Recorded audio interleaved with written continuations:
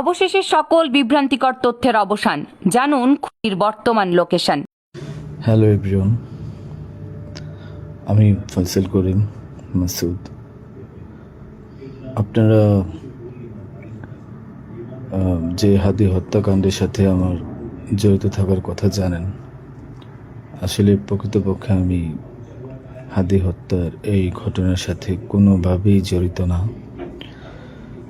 এটা একটা মিথ্যা বানোয়াট, একটা চক্রান্ত, যার কারণে আমি দেশ ছেড়ে চলে আসতে বাধ্য হয়েছি। আমি দেশ ছেড়ে চলে এসেছি এখন দুবাইতে আছি। আমার দুবাইয়ের 5 বছরের মাল্টিপল ভিসা ছিল। যেভাবে হোক অনেক কষ্ট করে দুবাই চলে এসেছি।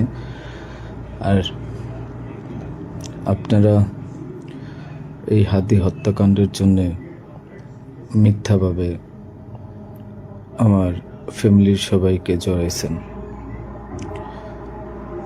তাদের কোনো দোষ নেই, তাদেরকে আপনারা সবাই মিথ্যা হয়রানি করছেন। যেভাবে পারছেন সেভাবে অত্যাচার করছেন। আসলে এটা বলে বোঝানোর মতো না।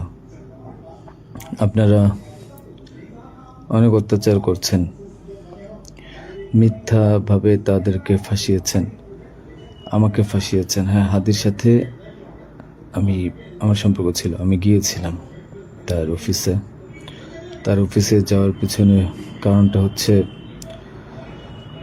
আমি যেহেতু ব্যবসা করি, আমার একটা আইটি ফার্ম আছে, তো দীর্ঘ 10 বছর ধরে আমি বিজনেস করছি।